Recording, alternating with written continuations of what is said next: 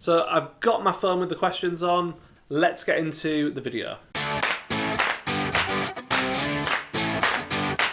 Okay, first up is a question from Shay Sully, who says, what was your first home and away game? Well, my first ever Newcastle United home game was in September 1990. So that means I've been going to St James's Park for pretty much 30 years now. It was a game against West Ham United and we drew 1-1. I can't really remember that much about the game, if I'm honest, but I do remember walking up the Gallagher steps quite clearly, and I do remember spending a lot of the time turning around and looking at the scoreboard behind me. My first away game was the end of the same season, so it was the 1990-91 season, and the first away game I went to was Hull City away.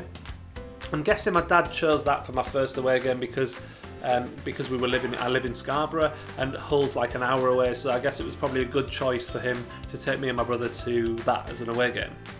The game was played at Boothfree Park, which is a stadium obviously Hull don't play in anymore. Anyway, we lost 2-1. I think Mark McGee scored our goal, and yeah, there's not really that much more I can say about that game. Okay, next question is from Abu Bilal. Thank you for the question, Abu. He says, if the season wasn't to finish, which team would you have chosen to get into the top 4 and which 3 teams to be relegated? I mean, the debate around this one is really, really strong and ongoing, clearly. If we couldn't play the season out, Liverpool would clearly be champions, and rightly so. They're miles ahead of everyone and fully deserved it. They would have won the league. 4th place would be slightly more difficult, I guess, or slightly more controversial, I should say, because you've got Chelsea sat in 4th at the moment, but then you've got teams like Manchester United and a few other teams trying to chase and push for that 4th spot. What I would say though is, if you came down to points per game, Chelsea, through all the models of that I've seen, Chelsea would still finish 4th, so I'd probably just keep the top 4 as it is right now. As for relegation, Norwich definitely relegated. I mean, they're kind of cut adrift anyway, so they're gone. But it does get really interesting when you look at from Brighton to Aston Villa, because there's not a lot of points separating those teams, and some of those teams have played different amounts of games, so it makes it a little bit trickier. And you can kind of make an argument for any of those teams, I would say, because they would argue that they had 9 or 10 games and they could have got themselves out of it. And it really could have been any of those, 5 or 6 teams. Whoever does get relegated would feel hard done by. What I'd like to see is a weighted points per games total.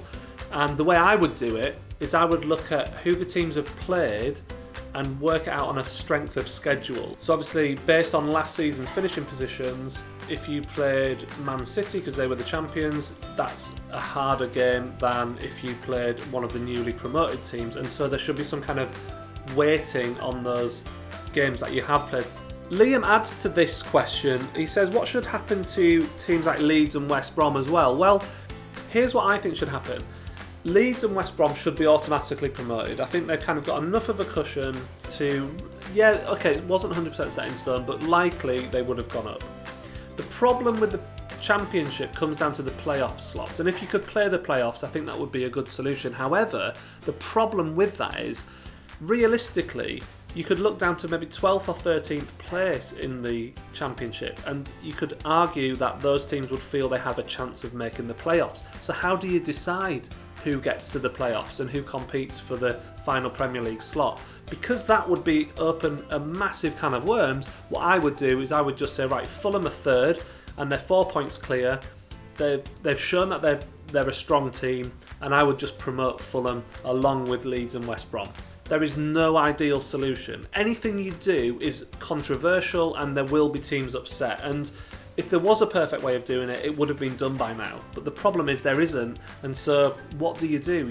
Everyone's got a different opinion. Some of you might have a different opinion to me. That's just the way it is, and at some point the people in charge are going to have to make a decision. Okay, Richard Mason next. He says, do you honestly think half-decent players are going to sign for Newcastle? Doesn't matter about how much you offer a player. They don't want to live in the northeast. There's nothing here, and I can't see Coutinho or anyone wanting to join us. Well, here's the thing. Players will play where they feel they can be successful. If Newcastle United get into the Europa League, better players will come. If Newcastle United get into the Champions League, even better players will come. Players want to play in the best and biggest competitions. Those players will come if you pay them enough money and the team has a chance of winning. That's just the way football works, and it always has worked like that. There's more to this country than London. I say that as someone who loves London, and I go to London really frequently and I love it, and it is a great city. It's not like there's nothing in Newcastle and the surrounding areas. There are great restaurants, there are great shops, there is lots of culture, there is amazing countryside, there is entertainment, there is concert venues, there's everything you want in a modern day 21st century city. So to say that there's nothing here is just absolutely not true. And Kian Plays says, what are your top 3 Premier League players? In first place, I would have Kevin De Bruyne. I just think if I could choose any player to build my team around, it would be him, because he has it all. You know, he scores, he creates goals, he can run all day long. He's so influential, even in a team like Man City. In second place, I'd probably put Mo Salah from Liverpool. Just a lethal striker. And I mean, every team needs a good striker, but when you've got a striker who basically guarantees you a goal a game, that is absolute gold dust in this league. And it's a big part of why Liverpool are as good as they are.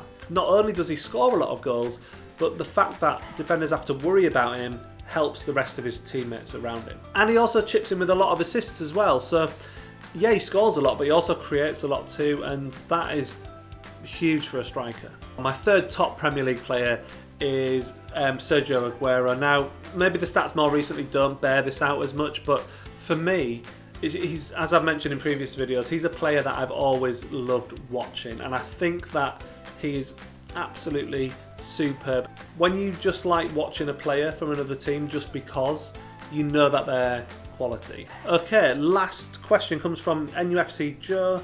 He says, favourite NUFC moment? For me, this one's pretty easy, because this is not just one of my best Newcastle moments, this is actually one of the highlights of anything I've ever done in my life. And it was when Newcastle played Inter Milan at the San Siro in the Champions League, and I was really lucky enough to go across, and we spent 3 days in Milan. I was with my dad and my uncle and my auntie. We had, like I said, 3 days in Milan. There was 12,000 Newcastle supporters over there. The city was buzzing. We ate great food, we drank great beer, we had such a laugh. And then we got to the stadium, the San Siro was all lit up. Looked incredible. To be honest, it could have, when you got inside and looked at it more closely, it wasn't actually, it could do with a bit of an upgrade. I think it has been upgraded a little bit since then. But that didn't matter. We had the whole end behind one of the goals. The atmosphere from the Newcastle supporters was amazing. We got to see Shearer score twice in the San Siro, and it's just memories that will live with me forever. And I'll never ever forget being fortunate enough to be there on that night and see it. And really, we should have actually won that game. We were the better team, but we didn't. We drew 2-2, but it was still amazing. And to celebrate with Shearer scoring the second in front of 12,000 of us going mad, it was just wonderful. Okay, so that wraps up the third Ask Me Anything on my channel. Like I say, if you have a question you'd like to ask me for my next one of these videos, please leave it in the comments below, and then I'll respond to them when I get to them in the next video. Thank you very much for watching. Don't forget to like and subscribe, and I will see you really soon for another video.